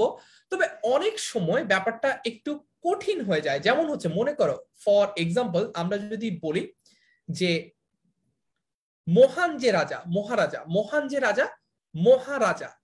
এইখানে পূর্বপদ হচ্ছে মহান আর পরপদ হচ্ছে রাজা। এখন ঘটনা হচ্ছে আমরা মহারাজা বলার ক্ষেত্রে কোনটাকে প্রাধান্য দিচ্ছি দেখছো? এইখানে কিন্তু তোমাদের ওই গেমটা পূর্বপদ আর পরপদ বোঝার ক্ষেত্রে আমরা যদি বলি মহান যে রাজা, এইখানে মহান যে রাজা এটা যদি আমরা বলার সময় আমরা যদি আগের মতো করে পূর্বপদ আর পরপদ গুলিয়ে ফেলি তাহলে কিন্তু আমরা মনে করতে পারি যে এখানে মহানটা পূর্বপদ আর রাজাটা, সরি এখানে হচ্ছে একটা জিনিস পূর্বপদ আর একটা জিনিস পরপদ। কিন্তু আমরা যখন দেখবো যে এখানে আমরা মূলত ফোকাস করছি কোন শব্দটাকে, মূলত ফোকাস করছি পরপদটাকে অর্থাৎ রাজাকে। এই কারণে এখানে এইটা কিন্তু কর্মধারয় সমাস বা এখানে পরপদ প্রাধান্য পাচ্ছে। একইভাবে দ্বিগু সমাসেও পরপদ প্রাধান্য পায়। দ্বিগু সমাসেও কোন পদ প্রাধান্য পায়? পরপদ প্রাধান্য পায়। তারপরে তৎপুরুষ সমাসেও কোন পদ প্রাধান্য পায়? পরপদ প্রাধান্য পায়। একমাত্র অব্যয়ভাব সমাসে পূর্বপদ প্রাধান্য পায়। তার মানে আমি তোমাদেরকে একটা সহজ ট্রিক বলে দেই। ঠিক আছে, দেখো এখানে 6টা সমাস আছে এবং অ্যাডমিশন টেস্টের জন্য আমাদের মনে রাখতে হবে যে কোন সমাসে কোনটার অর্থ প্রাধান্য পায় পূর্বপদ আর পরপদের ক্ষেত্রে। দ্বন্দ্ব সমাসে দেখো, দ্বন্দ্ব সমাসে কি হয়, দ্বন্দ্ব সমাসে একটা আমরা দেখি মারামারি হয়, ঠিক আছে। মারামারি মানে কি, দ্বন্দ্ব মানে কি, দ্বন্দ্ব মানে হচ্ছে কনফ্লিক্ট। কনফ্লিক্ট মানে কি, কনফ্লিক্ট মানে হচ্ছে মারামারি, বুঝছো কি বললাম, মারামারি। যখন দুই পক্ষের মারামারি হয়, মনে করো ফর এক্সাম্পল ব্রাহ্মণবাড়িয়ায়, ঠিক আছে, দুই পক্ষের মারামারি হয়, তখন দেখা যায় যে কেউই কারো চেয়ে কম না, কেউই কারো চেয়ে কম না। কারণ কেউ যদি কারো চেয়ে কম হতো শক্তিতে, প্রভাবে, প্রতিপত্তিতে, সাহসে, তাহলে সেটা আর মারামারি হতো না। তখন কি হতো জানো, সেটা সেটা হচ্ছে মায়ের, একপাক্ষিক মায়ের। তো মার মানে মায়ের খাওয়া আর মারামারি করা দুটোর মধ্যে পার্থক্য হচ্ছে মায়ের এক পক্ষ আরেক পক্ষকে দেয়, মানে মনে করো যেটা ক্ষমতাশীল ওরা হচ্ছে মনে করো যাদের ক্ষমতা কম বা পাওয়ার কম তাদেরকে মারে। যদিও violence is a crime, violence মানে we should not practice and preach violence, but apart from that আমরা বোঝার সুবিধার্থে যদি বলি, মারামারি যখন হয় তখন দুইটা পক্ষ থাকে এবং সে মারামারিটার মধ্যে দুইটা পক্ষের অবস্থানটা সমান থাকে। এই জন্য এই যে দ্বন্দ্ব, কনফ্লিক্ট বা মারামারি, এই সমস্যা যখন আমরা পড়বো তখন আমরা মনে রাখবো এটা হচ্ছে এখানে উভয় পদের অর্থ প্রধান। আমরা মনে করবো যে এই দ্বন্দ্বটা হচ্ছে, মনে করো ফর জাস্ট ফর সেইং, ব্রাহ্মণবাড়িয়ার মারামারি এবং এখানে কেউই কারোর চেয়ে কম নয়, দুই পক্ষই সমান শক্তিশালী, এই কারণে দুই পক্ষের প্রাধান্য আছে, দুই পক্ষই সমানে সমানে মারামারি করছে। গড়ে তারপরে দেখি, এরপরে দেখি, আচ্ছা তারপরে আরেকটা জিনিস আমাদের জানতে হবে, সেটা হচ্ছে অব্যয়ীভাব সমাস। অটা এখন আরেকটা জিনিস, এটা একটু কিভাবে মনে রাখবো, আমি কিভাবে মনে রাখতাম এটা বলি, সেটা হচ্ছে দেখুন এইখানে অব্যয়ীভাব সমাসে অর্থ প্রধান হচ্ছে পূর্বপদ। এগুলো আমি বললাম না, কারণ আমি কোনগুলা পরপদের অর্থ প্রধান না সেগুলো বলে দেই, সেগুলো বাদে, সেগুলো মনে রাখতে পারলে সেগুলো বাদে সবগুলোতে পরপদের অর্থ প্রধান, ঠিক আছে। দেখো অব্যয়ীভাব সমাস শুরু হচ্ছে কি দিয়ে, শুরু হচ্ছে অ দিয়ে। কি দিয়ে শুরু হচ্ছে অব্যয়ীভাব সমাস, শুরু হচ্ছে অ দিয়ে। অ অক্ষরটা বাংলা বর্ণমালা শুরু হয় অ দিয়ে, অর্থাৎ অ আসে সবার আগে। তার মানে এখানে দেখতে পাচ্ছি অ এর সাথে আগের একটা মিল আছে। এখানে অব্যয়ভাবে বাই ডিফল্ট তাহলে কোন পদের অর্থ প্রাধান্য পাবে, পূর্ব পদের। কারণ হচ্ছে অ, আমি মনে রাখার সুবিধা, এটা কোনো রুল বা কিছু না, অবভিয়াসলি এটা হচ্ছে মনে রাখি কিভাবে, মনে রাখতে সুবিধা হয় কিভাবে সেটা বুঝিয়ে দিচ্ছি। অব্যয়ভাবে অ আছে, অ হচ্ছে সবার আগে আসে, অর্থাৎ অব্যয়ভাব সমাসে আগে যেটা আসে সেটা প্রাধান্য পায়। এই কারণে অব্যয়ভাব সমাসে পূর্বপদের অর্থটা প্রাধান্য পায়। আর বহুব্রীহি সমাস তো আমরা সবাই জানি, বহুব্রীহি সমাসের ঘটনাই হলো, কাহিনী হলো এটা, যে সে নিজের অর্থকে গুরুত্ব না দিয়ে, নিজের অর্থকে প্রাধান্য না দিয়ে আল্লাহ দুনিয়ার বাকি সবার অর্থ নিয়ে সে দৌড়াদৌড়ি করে, ঠিক আছে। আচ্ছা, তো আমরা যেটা বুঝতে পারলাম, এই যে বহুব্রীহি সমাসটা সেটা অন্য পদের অর্থ বোঝায়। অব্যয়ভাবটা কিভাবে পূর্বপদের অর্থ বোঝায়, কারণ অ ফর অতে আগে হয়, অটা সবার আগে আসে এবং পূর্বপদে এটা অর্থ বোঝায়, ঠিক আছে। দ্বন্দ্বটা তো বললামই, মারামারি কনফ্লিক্টের একটা ব্যাপার আছে, এখানে উভয় পদের প্রাধান্য বোঝায়। এটা ছাড়া আর বাকি যত সমস্যা আছে, কর্মধারয় দ্বিগু এবং তৎপুরুষ, সবগুলোতে আমরা দেখতে পাচ্ছি পর পদের অর্থ প্রধান, বুঝছি। আচ্ছা,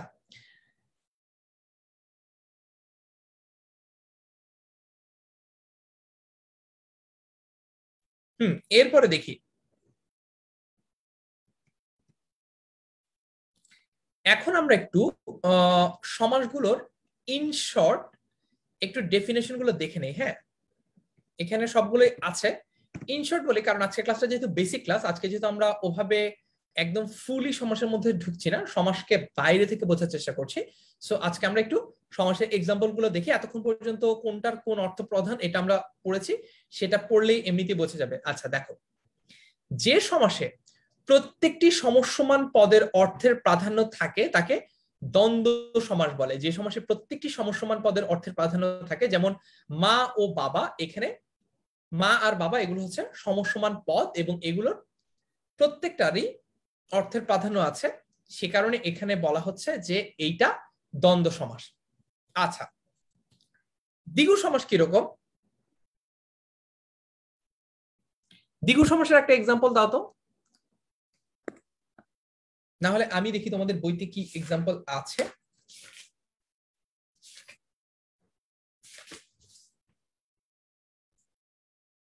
আচ্ছা, বইয়ের দ্বিগু সমাস হচ্ছে সমাহার সংক্রান্ত জিনিসপাতি, ঠিক আছে। তিন কালের সমাহার, মনে করো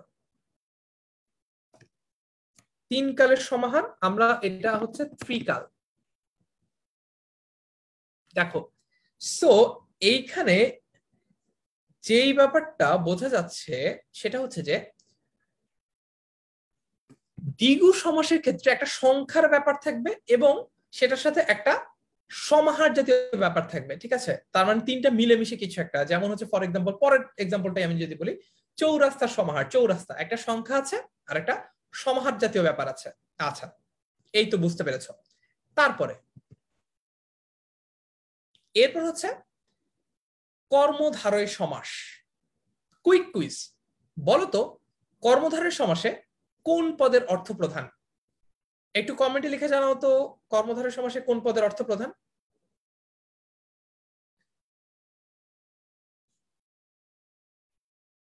দেখি।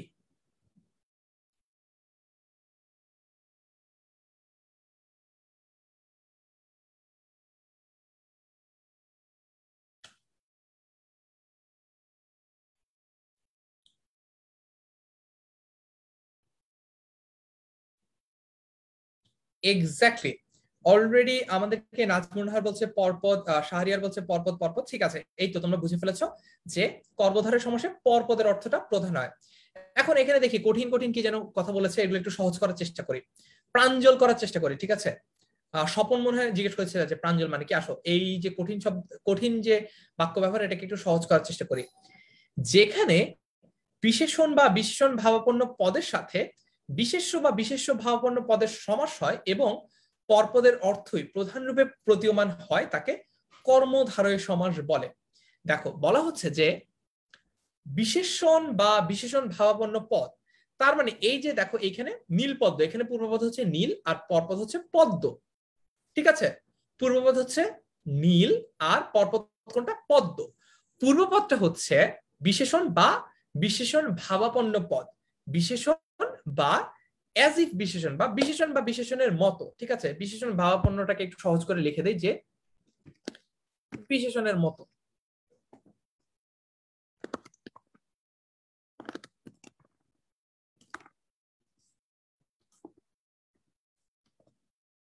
আচ্ছা, তারপর পদের সাথে বিশেষ্য বা বিশেষ্য ভাবাপন্ন, তার মানে হচ্ছে বিশেষ্যের মতো।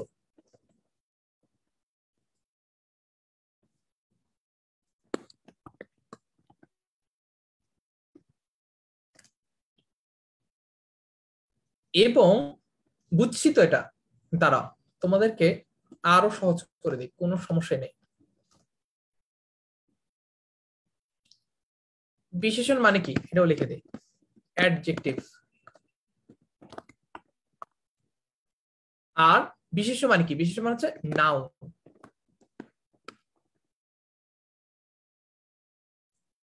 এইবার একদম পানির মতো সহজ। যেখানে বিশেষণ বা অ্যাডজেক্টিভ বা বিশেষণ ভাবাপন্ন বিশেষণের মতো পদের সাথে বিশেষ্য নাউন বা বিশেষ্য ভাবাপন্ন পদের সমাস হয় এবং পরপদের অর্থে প্রধান রূপে প্রতীয়মান হয়, তাকে কর্মধারয় সমাস বলে। দেখো, এইখানে এইখানে আমরা যে জিনিসটা বোঝার চেষ্টা করছি সেটা হচ্ছে যে প্রথম যে পদটা আছে পূর্বপদটা, সেটা মোস্ট লাইকলি অ্যাডজেক্টিভ হবে। নীল, এটা কি অ্যাডজেক্টিভ নাকি নাউন? বলো, নীল এটা অ্যাডজেক্টিভ, নীল তো এখানে পূর্বপদ, এই ব্যাপারে তো আমরা সবাই এগ্রি করি। এখন তোমরা সবাই আমাকে বলো যে নীলটা এখানে পূর্বপদ নাকি পরপদ? নীলটা পূর্বপদ নাকি পরপদ?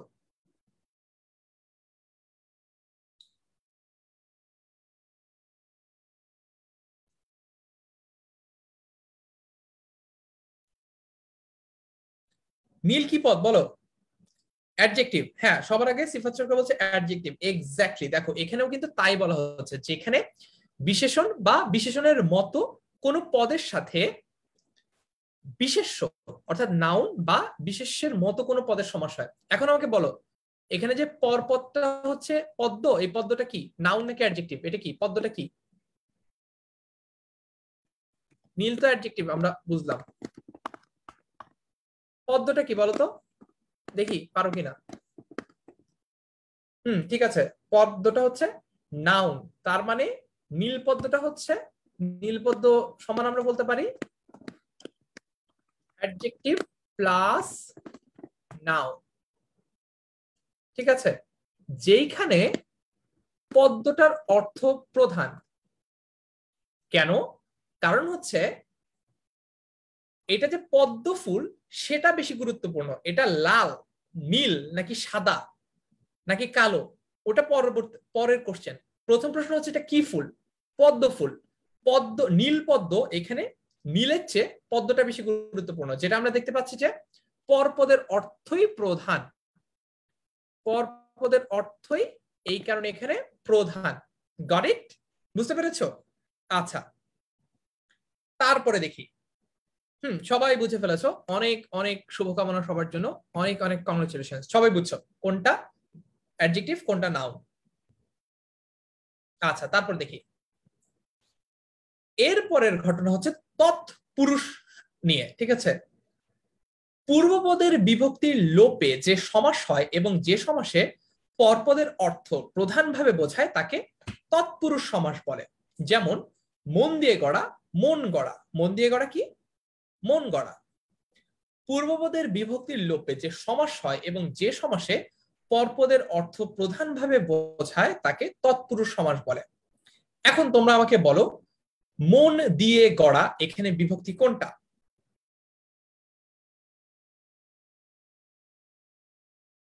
এস এম সাইম বলছে পদ্ম এখানে মেইন, নীলটা জাস্ট পদ্মকে বিশেষায়িত করেছে। এক্স্যাক্টলি। সাগর আহমেদ বলছে পদ প্রকরণ কার কাছ থেকে শিখবো? এই ব্যাচে কি পদের ক্লাস হয়ে গেছে কিনা আমি শিওর না, যদি না হয় আমি ক্লাস নিতে পারবো, কোনো সমস্যা নেই। আচ্ছা, এই তো সবাই বলছে যে এইখানে এই যে দিয়েটা আছে, এই দিয়েটা হচ্ছে বিভক্তি। লিখে দেই তোমাদের বোঝার সুবিধার্থে।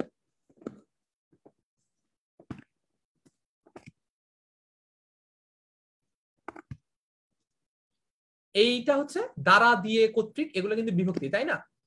এইটা হচ্ছে বিভক্তি। ওকে, তো দেখা গেল ঘটনা হলো যে তৎপুরুষ সমাসে এই বিভক্তিটা বাদ যায়।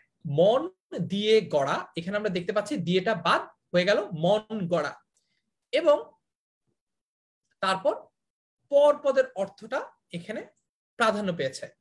আচ্ছা, তারপরে দেখি।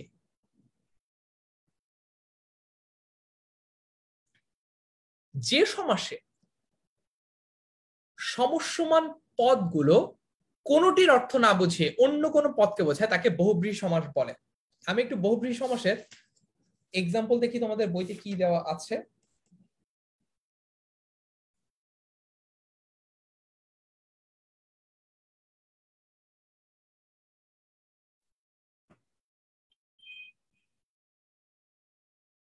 আচ্ছা, ঠিক আছে।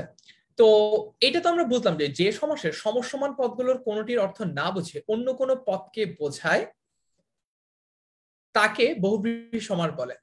এখন তোমাদের কাছে মনে হতে পারে, আচ্ছা ভাইয়া, মহান আত্মা যার, মহাত্মা কাছাকাছি তো অর্থ, এক অর্থ বোঝায় নেই মানে কি, অর্থ বোঝায় নেই মানে কি, এই ব্যাপারটা নিয়ে কিন্তু আমাদের একটা অনেকেরই কনফিউশন থাকে। সো এইটা নিয়ে একটু কথা বলা খুবই জরুরি। আচ্ছা, এইটা নিয়ে কথা বলা একটু খুবই জরুরি। দেখি আর কি কি প্রশ্ন আসছে তোমাদের। আচ্ছা, দেখো, মহান আত্মা যার, তার মানে এখানে কিন্তু কারো একজনের সম্পর্কে কথা বলা হচ্ছে। আমি একটু লিখে দেই, না হলে তোমাদের জন্য তারপরও বুঝতে সমস্যা হবে। মহান আত্মা যার মানে হচ্ছে কারো সম্পর্কে বলা হচ্ছে। কারো বা হচ্ছে কোনো ব্যক্তি, কোনো ব্যক্তি সম্পর্কে বলা হচ্ছে। দেখি তো একটা সাইন দেওয়া যায় কিনা, দেখি আমাদের আইকন গুলা কই।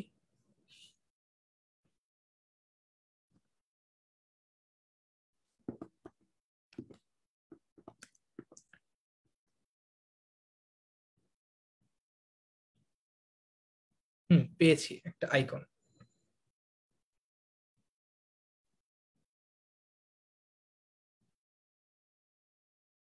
ঠিক আছে, এখন ঘটনা হলো যে, তারা একটু সোজা আইকন খুঁজে পাওয়ার চেষ্টা করি।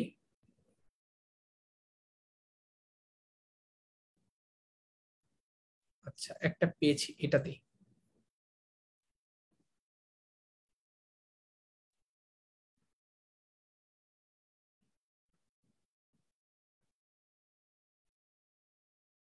ওকে, এইটা একটু বুঝি। হ্যাঁ, এটা কিন্তু বোঝা খুবই গুরুত্বপূর্ণ।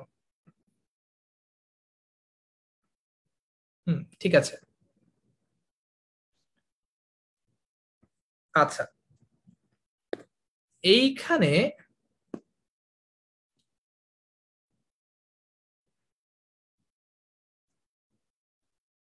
এইখানে এই যে মহান আত্মা যার বলতে যেটা আমরা দেখতে পাচ্ছি, এইটা অ্যাকচুয়ালি কারো সম্পর্কে বলা হচ্ছে, ঠিক আছে, কারো অথবা কোনো ব্যক্তি সম্পর্কে বলা হচ্ছে। Got it? মহান আত্মা যার, কার মানে মনে করো অমুকের মহান আত্মা, ঠিক আছে, গেল মহান আত্মা যার, একজন ইন্ডিভিজুয়াল সম্পর্কে বলা হচ্ছে। সমস্যা হচ্ছে এই যে মহাত্মাটা, এইটা হচ্ছে কারো সেই গুণ সম্পর্কে বলা হচ্ছে। দুইটার মধ্যে কিন্তু ডিফারেন্স আছে। ডিফারেন্সটা কিরকম?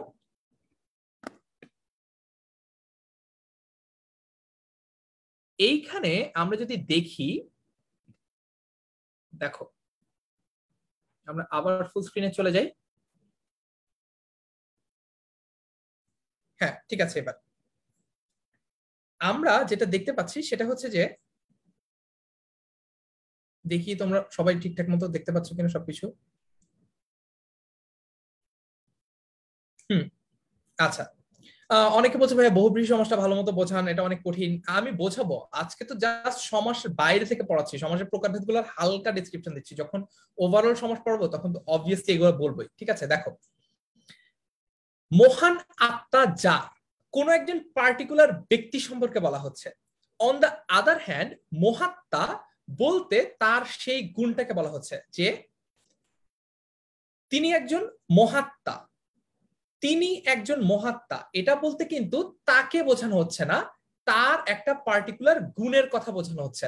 এই কারণে মহান আত্মা যার এই যে সমস্যমান পদগুলো রয়েছে বা এই যে ব্যাস বাক্যটা আছে, সেটা সরাসরি অর্থ কিন্তু এই যে সমাসবদ্ধ বা সমস্ত পদটা আছে সেটা বোঝায় না।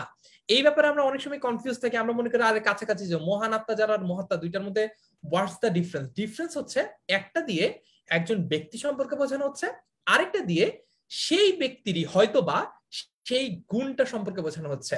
তার মানে একজন হচ্ছে ইন্ডিভিজুয়াল, ঠিক আছে, একজন হচ্ছে ইন্ডিভিজুয়াল মানুষ, আরেকটা হচ্ছে তার সেই গুণটা। দুইটা কি অর্থগতভাবে সেম? দুইটা কিন্তু অর্থগতভাবে সেম না। আচ্ছা, ওকে, তারপরে দেখি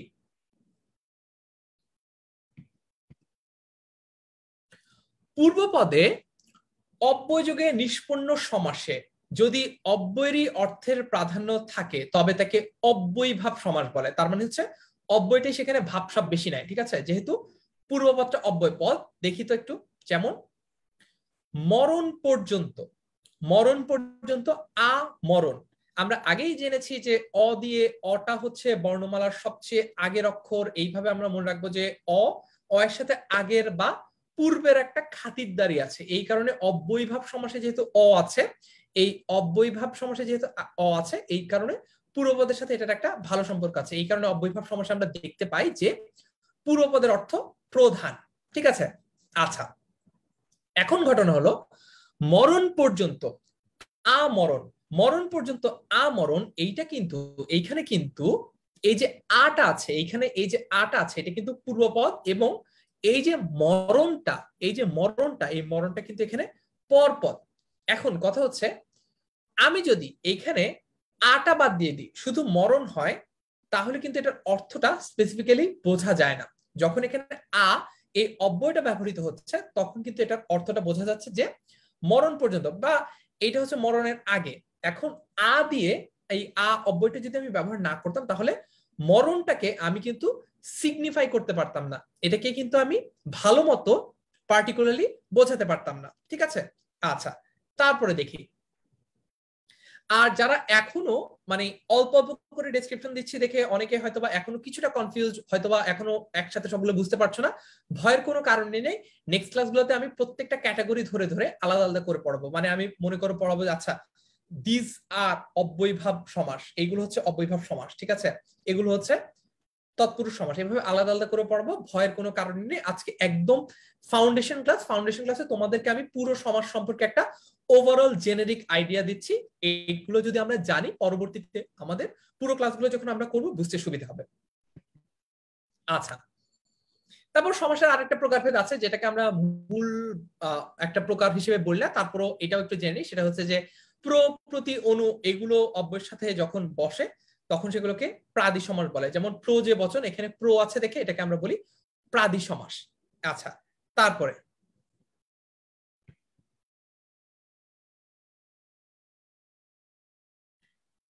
আর নিত্য সমাস কোনটা? নিত্য সমাস হচ্ছে কিছু কিছু সমাস আছে যেই মানে মনে করো এই যে গ্রামান্তর, এইটার ব্যাস বাক্যের উপর ডিপেন্ড করে এটা সমস্ত পদটা গঠিত হয় না, এটা বাই ডিফল্ট, এটা ইনবিল্ট, এটা গ্রামান্তরে ছিল। পরবর্তীতে বৈয়াকরণরা বা ব্যাকরণবিদরা চিন্তা করলেন যে আচ্ছা এটাকে কিভাবে ব্যাস বাক্যে ভাঙা যায়, তারা তখন এটাকে অন্য গ্রাম এভাবে ভেঙেছেন। কিন্তু এইটা অন্য গ্রাম থেকে, মানে ব্যাপারটা আমি তোমাদেরকে বোঝাই, যেমন অন্য সবগুলো জায়গায় ব্যাস বাক্য থেকে সমস্ত পদটা বা সমাসবদ্ধ পদটা গঠিত হয়, কিন্তু নিত্য সমাস যেগুলো রয়েছে সেগুলো এমনিতেই সমাসবদ্ধ ছিল, আগে থেকে এগুলো সমাসবদ্ধ ছিল। এগুলোকে পরে আমরা চিন্তা করলাম আচ্ছা এগুলোকেও সমাসের আন্ডারে এনে এগুলোর একটু পোস্টমর্টেম করি, এগুলোকে একটু কেটে ভেঙে দেখি এগুলোকে কত ছোট ছোট পার্টে ফেলা যায়।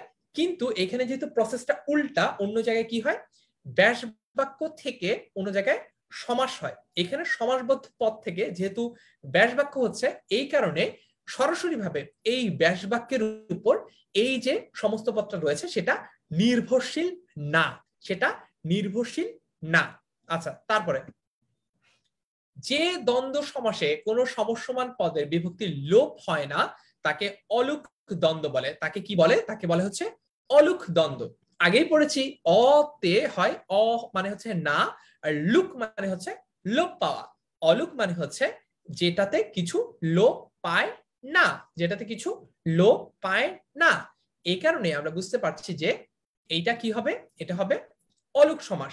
দুধে ভাতে, এইটা যদি অলুক সমাস না হয়, এটা যদি সাধারণ কোনো সমাস হতো তাহলে কিন্তু এটা দুধে এবং ভাতে দুইটা থেকে বিভক্তিটা বাদ যেত, তখন কিন্তু এটা দুধ ভাত হয়ে যেত।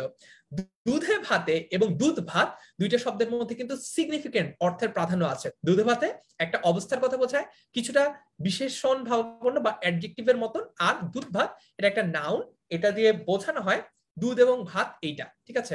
অবশ্য দুধ ভাত একটা অ্যাডজেক্টিভ হতে পারে। মনে করো ওই যে খেলায় যখন আমরা ছোট বাচ্চাদেরকে নেই না মাঝে মাঝে দুধ ভাত হিসেবে, যে মনে করো ও আউট হলে আউট দেওয়া হয় না, বা হচ্ছে ওকে 3টা চান্স দেওয়া হয়, বা হচ্ছে ও রান কাউন্ট করা হয় না, ঠিক আছে, ওকে বোলিং দেওয়া হয় না, এই যে দুধ ভাত হিসেবে যখন নেই তখন কিন্তু আবার দুধ ভাতটা অ্যাডজেক্টিভ হতে পারে। তার মানে মোরাল অফ দ্য স্টোরি হচ্ছে একটা শব্দ বিশেষ্য নাকি বিশেষণ সেটা বোঝার জন্য শব্দটা কোন বাক্যে ব্যবহৃত হয়েছে, কিভাবে ব্যবহৃত হয়েছে, কোন ভাব সেটা প্রকাশ করছে, সেই সব কিছু বোঝা কিন্তু খুবই খুবই খুবই গুরুত্বপূর্ণ। তারপরে এরপরে আমরা দ্বন্দ্ব সমাস দেখতে পাচ্ছি, তবে আজকে অলরেডি অনেকে ছুটি চাচ্ছ, আজকে আমরা দ্বন্দ্ব সমাসটা আর ভেতরে না যাই, আমরা দ্বন্দ্ব সমাসটা এবং তারপরে দ্বন্দ্ব সমাসের ওহি নক্ষত্র পরবর্তী ক্লাসে বোঝার চেষ্টা করব, ঠিক আছে। আজকের ক্লাসটা মোটামুটি এ পর্যন্তই। আমরা দ্বন্দ্ব সমাসটা কালকে ক্লাসে পড়বো। আজকের ক্লাসে আমরা মূলত সমাসের বেসিক এবং ফাউন্ডেশনটা বুঝলাম। আজকের ক্লাসে আমরা পূর্বপদ এবং পরপদ আলাদা করতে শিখলাম। আমরা সমাসের যে 6টা মূল প্রকার রয়েছে সেই 6টা মূল প্রকারের পার্থক্যগুলো একটু বোঝার চেষ্টা করলাম এক্সাম্পলের মাধ্যমে। এক্সাম্পল যদিও কম দেওয়া হয়েছে, আমরা মূলত ডেফিনিশনের মাধ্যমে অর্থগুলো বা হচ্ছে কোনটা কিভাবে কেমন করে হয় সেগুলো বোঝার চেষ্টা করলাম। আমরা বুঝলাম যে আসলে এইখানে এই ঘটনাটা কি, এইটা বোঝার চেষ্টা করলাম যে মহান আত্মা যার আর মহাত্মা দুইটার মধ্যে যে আসলে সিগনিফিকেন্ট ডিফারেন্স আছে সেগুলো আমরা বোঝার চেষ্টা করেছি। সো আজকের ক্লাসটা এ পর্যন্তই। তোমরা আমাকে কমেন্টে এখন দুইটা জিনিস লিখে জানাবা, একটা হচ্ছে আজকের ক্লাসটা কেমন লেগেছে, এবং দ্বিতীয়টা হচ্ছে তোমাদের জন্য যদি আমরা ওভারঅল একটা স্ট্র্যাটেজি মেকিং সেশন নেওয়ার চেষ্টা করি তাহলে সেই সেশনটা তোমরা চাও কিনা, চাইলে কবে চাও, এবং আমার সাথে তোমরা আর কার কোন কোন ইনস্ট্রাক্টরকে চাও যাদেরকে আমি ব্যক্তিগতভাবে অ্যাপ্রোচ করব বা অনুরোধ করব যাতে তারা আমাদের সাথে তাদের মূল্যবান সময়টা দেন, ঠিক আছে। আচ্ছা, আল্লাহ হাফেজ, আসসালামু আলাইকুম। ওয়ালাইকুম আসসালাম। ঠিক আছে, তোমরা আমাকে কমেন্টে লিখে জানাও ক্লাসটা কেমন লেগেছে। সবাইকে ধন্যবাদ জানিয়ে পরের ক্লাসের জন্য আমন্ত্রণ জানিয়ে আজকে ক্লাস এখানে শেষ করছি। পরের ক্লাসে আমরা সমাসের আরো কিছু প্রকার ভেদের ইন ডিটেইলস জানবো। সেই পর্যন্ত আমাদের সাথেই থেকো, ভালো থেকো, সুস্থ থেকো। আল্লাহ হাফেজ, আসসালামু আলাইকুম।